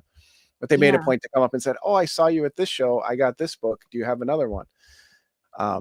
Yeah, that was about the point where I realized, oh, okay. So, people like the things we're putting out. Did it make you have warm and fuzzies? A little bit of the warm and fuzzies. Yeah. It definitely motivates you to sit down and create again. You need that kind of pick me up every once in a while. Cause when you're selling online, you do see it. Like you see the numbers on Kickstarter and that stuff is fulfilling, but, actual interactions when people reach out to you, like I said, somebody was like, oh, please, will you look through the metal covers and find me the most pristine one? I just love them. I want to send them to CGC. I bought other ones before and now I want more. Or they again approach you at a show. Those individual moments are even on, like somebody said, oh, I missed this tier. You have the best merch, how can I get that? And I was like, oh, of course I'll make a tier for you, or just, change your tier or whatever to this. And, when they give you those individual messages, that always feels good. Yeah, that gives you warm and fuzzies. And that's great that you do that. I love creators that listen, where it's like someone comes to you and like, hey, I really like Argyle. Can you make a sticker like this? Or I like the art that you did, but I'm not seeing it, like your banner. I've had someone come to me and be like, your banner's really dope. Can I get like a print of that? I'm like, sure. So you can put that on as an add-on or something. But it's like being able to listen to your audience, being approachable by your audience. That's another level, because there's a lot of people out there that just don't bother, For sure. It's snowing. Where are you, Josh? It's not snowing. It's snowing in the South right now. Woof. Like south of me. Snowing, but it's very cold near Chicago. It is brutal. Yeah, you couldn't pay me to live in that cold. You did. You said. I used to live in Michigan, so it's like, no, Texas, no, don't want it. Can't do it. Blood thinned out. It's all about the authenticity. Yes. Chris, that's one thing I wanted to mention too, to John. Okay, so Chris runs this podcast called Movie Smash, and you go on there. He gives you a list of 300 and some odd movies to watch, and they're all based off of comics. And a lot of them you don't even realize are based off of comics. And so when you say like that's, Indie is the place and Indie is where all the new ideas are, that's 100% true. And a lot of times, this is where people pull for original ideas for movies, is from, because it's already storyboard. So Sure. important. Chicago got snow in? No, we didn't get much snow. A dusting. Yeah. Well, dusting is enough to shut us down. Right. I have a buddy who lives in Tennessee, and we always joke with him, if there's a quarter of an inch, he can't leave the house for a month. Yeah. If we get, a foot, we're just digging ourselves up. Yeah, they're like, John, you have to come to work. Get a shovel and wear your boots. Go warm up your car, please. It's like, oh my God. It's horrible. I had to drive my kids to school today where I was like, man, they need to cancel. It's 21 below zero. 21 below? Yeah. It's It was just 21 almost here, and close enough. Oh, it's 21 it's degrees. 26 now. It was Oh, 21 geez. this morning, That's a heat and wave up here. huh? That's a heat wave up here. Yeah, 26. that's nuts. Yeah, people were like, I wonder if they're going to cancel school, and I'm like, because it's 21. I'm like, I don't think so. I'm like, they just won't let them go outside for recess, but Man, I do love living near a big city and going to concerts and all that stuff, but I do wish my family had not taken root here because that's the only reason we stay this far north. yeah, because the fam. Yeah. Yeah, that's how we were in Michigan until it's like sometimes the job just takes you where it takes you, and that's how we ended up in Texas. And it's like when you experience living not in the snow belt, it's just like, oh, I could never go back. You I went could from the never go snow belt back. to the center of the sun. Yeah, yeah. I'm like, oh, that's Well, drastic it's not change. that bad. We're in North Texas at least, where Oh, it's like okay. we get It's like 4 only seasons. 110. 106, Okay, that's not 106. bad. It's Just don't but go outside between 10 a.m. and 4 p.m. and you won't it's melt like from 12 to 3. Don't go okay, outside. You at all. combust, Hide. Yeah. and it's like your car. If you get in your car and you're wearing shorts, you have 3rd-degree burns on your thighs. Yeah. Jesus. from your car. I guess I'll take the snow. I won't. I don't want it. I don't I want. can always put on more clothes. I can only take so much clothes off, Then I'm That's arrested. true. You're like, well, then your skin comes off when And you then your burn it skin off. comes off. Yeah. Right. 3rd-degree burn, your skin goes bye-bye. But yeah, no, I don't like living in places where they have multiple names for snow. Mm-hmm. Yeah, where they're like thick snow, sleet, Yeah. black snow, That kind of sleet, like icy, it's iced over. I don't know. Mm-mm. We done with that. We done with that. I think my first memory of snow day in Green Oof, Bay was 14 inches. 14 inches of snow. Ice days, yeah. I think it's the same here in Illinois. It was like 18 inches. We had to jump out our window to get out of the house. Like, Eh. and when you're 6, you're like, this is amazing. Hey. When you're a kid, it's great. When you're an adult, you're like, this is the worst. You're like, I don't know what to do with my life. Oven gloves yes. Thank you. I've done that. Oven gloves. I did that That's once. great. I didn't even think about that. I took a Get picture. the oven mitts out. Yeah. But we had 5 feet one year of snow. Where are you, Holy geez. Colorado? Canada? Where are you, Whitefire? Snow and freezing weather is better than hot weather, signed a man from Central North Carolina. Yeah. Okay. Well, I feel like North We all Carolina say would that when be we like, live in the opposite, right? But I've been to like yeah. Florida in June and no, I don't Well, want it's to just live so humid there. Yeah, It's it's like you're 90. sweating your face off. Yeah, you sweat your face off. It's 90% humidity. I feel like I want to shave my head. Because your I hair have is a shaved head and it was still horrible. still We went to horrible. Disney World. I was like, why are we here? Yeah, I'm like, I'm just sweating buckets. And with my hair, I feel like I have like a scarf all the time. So I'm like, keeps you warm. But when it's humid, it's just gross. It's just gross. Yes. Yeah. So Well, you have your whole 2025 planned It's already. all planned. We just got to get through this first one. Then the next one, you know how it goes. Check each one off and then move on to the next. We've already got artists working behind the scenes to get these books in motion. All the covers are done. So that's always the start. But yeah, I appreciate you having us on to talk about a busy year here in 2025. Yeah, man. I look forward to watching you do your thing. I know I'm not in that. I'm in the chat group and I watch the chat group. Everybody's like, I don't talk much, but I'm still there and I see everything. Yeah. It gets crazy some days, but that creeper in the background, and then people ask me for cookies. That's how it goes. Yay. Oh, you're in Canada. Yeah, Yeah, that would explain totally.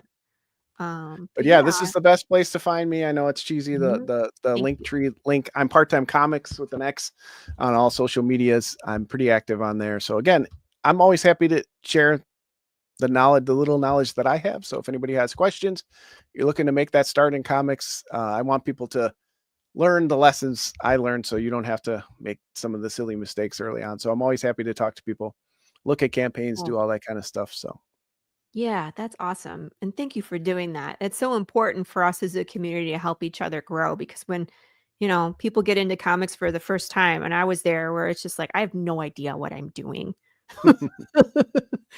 And there's a learning curve. So as people like Jon, as people like myself, we're happy to help you. You know what I mean? And again, you're going to get opinions. Everybody's opinion is different.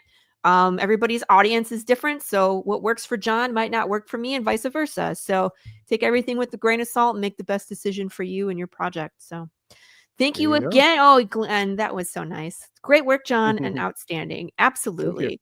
Jon is one of those people that you want to watch and see what he's doing. I always pay attention and I'm like, what is he trying next? Because look at me. I took 2 notes today off of stuff that he's working on. So yeah, do that. Learn from the greats. And thank you everybody for watching. Next week, who's coming on? Tom Hutchinson will be here. Talking Corissa about Grant. What? And probably Corissa Grant. Well, I think she's just like could really show up at any point. Exactly. Well, I think her campaign is going to be over. Yeah, it's ending soon. She's only got 4 days left. So if you guys haven't hopped on Worthy Chaos, her new one, Devastation, you better get in there. That was a short campaign. And that one's doing gangbusters. I think she's over 12.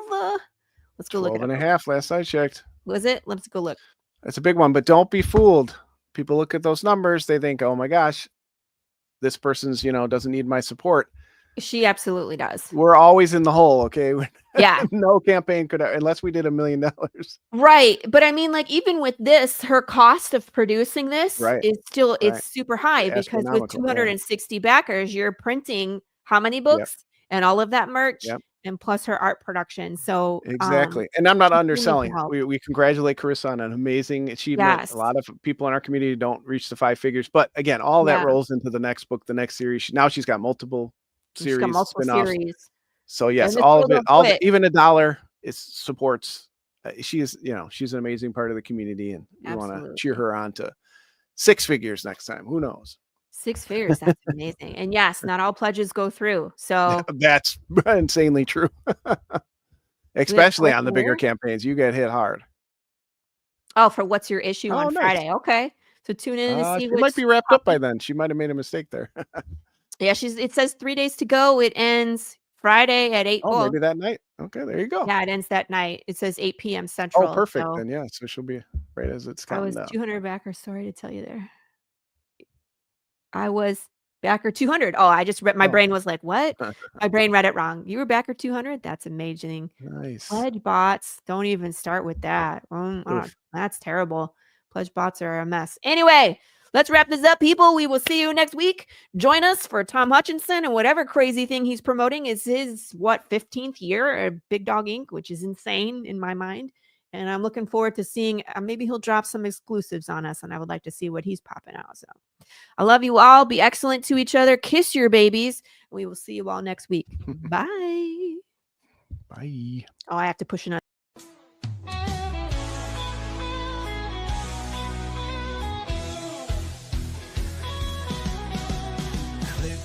Tube and feel the vibe. Every show you crave right here live. Heroes and villains clash in the night. Madness Comic Network sets it right. Scroll through the list, find what you need. Epic battles and fast-paced speed. From capes to cosmic space delight. Tune in and watch your favorites ignite. On Facebook, share the thrill so grand. On X, the buzz across the land. Madness Comic Network all around. In every episode, joy is found.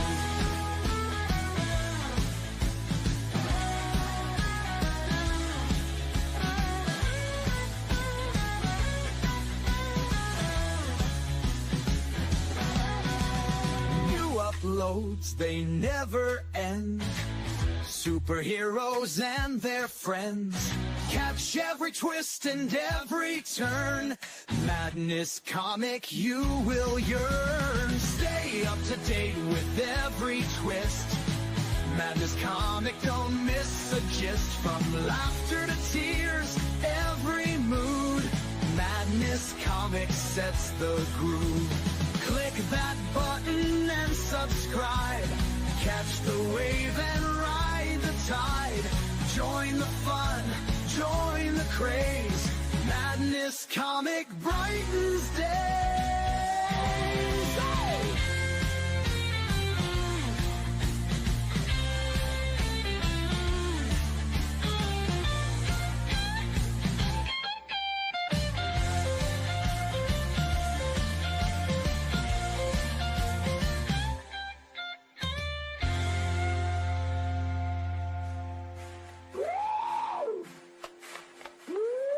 New uploads, they never end. Superheroes and their friends catch every twist and every turn. Madness Comic, you will yearn. Stay up to date with every twist. Madness Comic, don't miss a gist. From laughter to tears, every mood. Madness Comic sets the groove. Click that button and subscribe. Catch the wave